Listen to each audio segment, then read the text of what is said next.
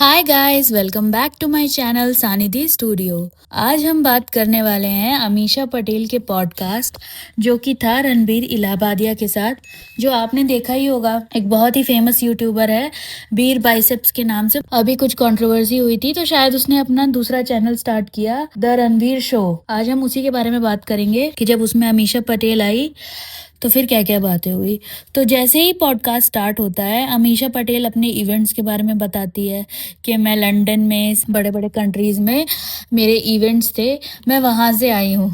जैसे ही वो पॉडकास्ट शुरू हुआ और अमीषा पटेल ने जो भी बातें की ना, वो सुन के मुझे बहुत हंसी आई, क्योंकि वो वैसे भी बहुत फेमस है ना कि वो बहुत ज्यादा फेंकती हैं।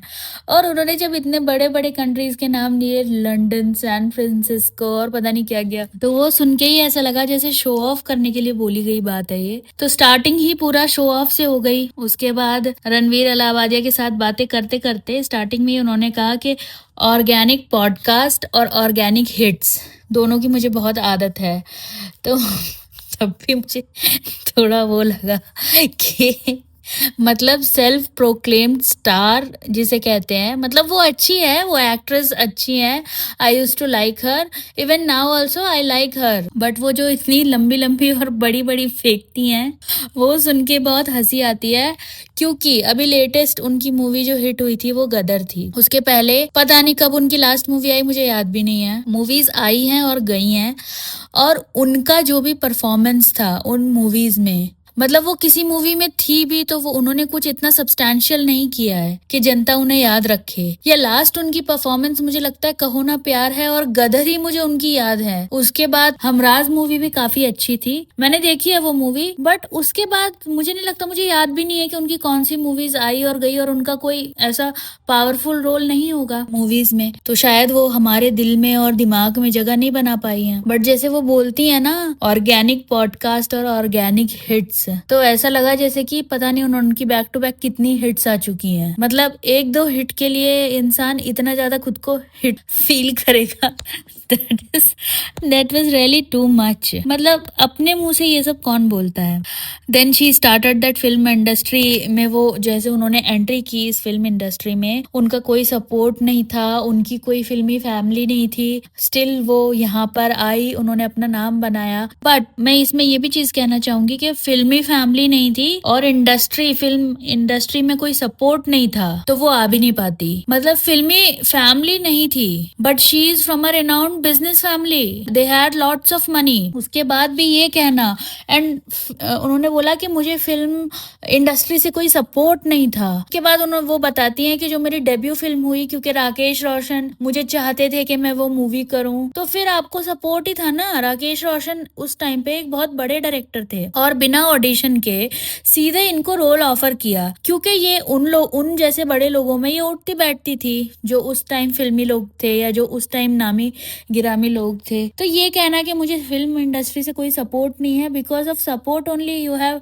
Got your debut movie, because your father was a friend of Rakesh Roshan, you got that offer. So मतलब मेरे को ऐसा लगता है कि इंसान जितनी भी अचीवमेंट कर ले, उसकी अचीवमेंट्स को उसके लिए बोलना चाहिए, ना कि इंसान को अपनी अचीवमेंट से ज्यादा खुद के लिए बोलना चाहिए। तो ये तो मैं बिल्कुल नहीं मानती हूँ। मेरे हिसाब से तो ये बात सही नहीं है, क्योंकि जिनके फादर इंडस्ट्री के लोगों के साथ उठ रहे बैठ रहे हैं, जिनको डेब्यू मूवी, एक इतनी बड़ी मूवी जो राकेश रोशन ने डायरेक्ट की है अपने बेटे के साथ, ऋतिक रोशन के साथ, और उसमें अमीषा पटेल को चांस मिला, तो जो डेब्यू में ही इतना अच्छा चांस और ऑफर मिला, ना कि उन्होंने ऑडिशन किया, जो जैसा कि उन्होंने कहा कि कोई सपोर्ट नहीं था या मैं फिल्मी फैमिली से नहीं हूँ। कि फिल्मी फैमिली से होना इज नॉट अ थिंग। अगर आप किसी प्रोड्यूसर के बच्चे हो, अगर आप किसी पॉलिटिशियन के बच्चे हो, तो वो आपको कम नहीं बना देता, कि आपको स्ट्रगलर नहीं बन जाते हो आप उस चीज से।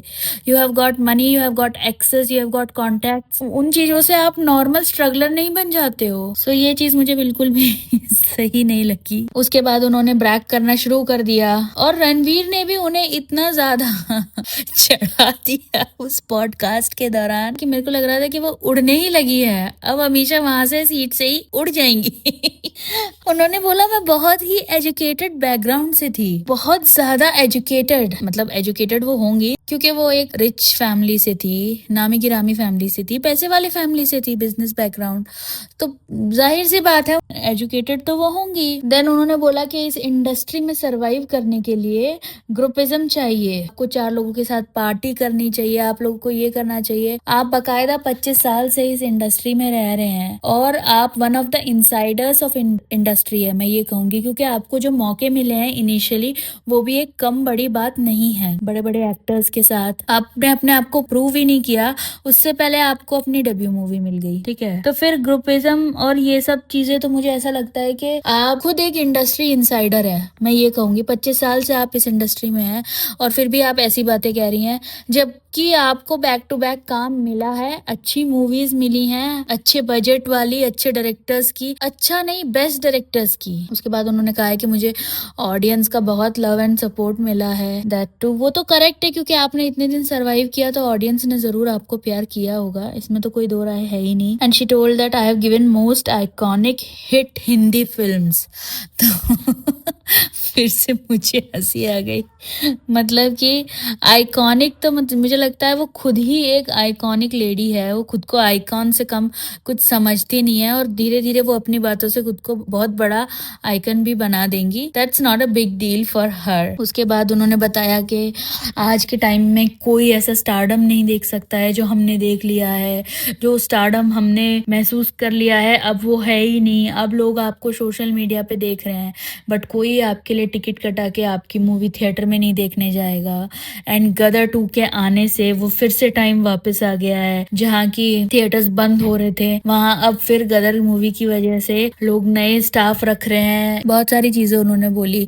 तो मैं ये कहना चाहूंगी गदर 2 ऐसी कोई आइकॉनिक मूवी नहीं थी, मतलब मैं तो नहीं देख सकती हूँ ऐसी मसाला मूवी। ठीक है वो मासी लोगों के लिए एक कंटेंट था बट मेरे हिसाब से कोई बहुत ज्यादा लाइफ चेंजिंग मूवी नहीं थी। बॉक्स ऑफिस कलेक्शन किसी मूवी को अगर आप ये कह रहे हो कि वो ही एक पैरामीटर है, क्योंकि अभी क्या हो रहा है ना कि पब्लिक बहुत इवॉल्व हो गई है और जो बॉलीवुड इंडस्ट्री है वो उस हिसाब से आई डोंट नो वो क्या कॉन्सेप्ट बना रही है, अब ज्यादातर वेब सीरीज और इन सब का टाइम आ गया है, पब्लिक वो देखना ज्यादा पसंद करती है। तो शायद गदर 2 के आने से भले ही शोज हुए हों, थोड़ा बहुत प्रॉफिट हुआ हो, बट मुझे नहीं लगता कि इंडस्ट्री रिवाइव हो गई है या इंडस्ट्री ने ऐसा कुछ एक बेंचमार्क सेट हो गया है कि बहुत बड़ी चीज है। नहीं, कोई और मूवी आएगी तो इससे अच्छा कर सकती है आराम से।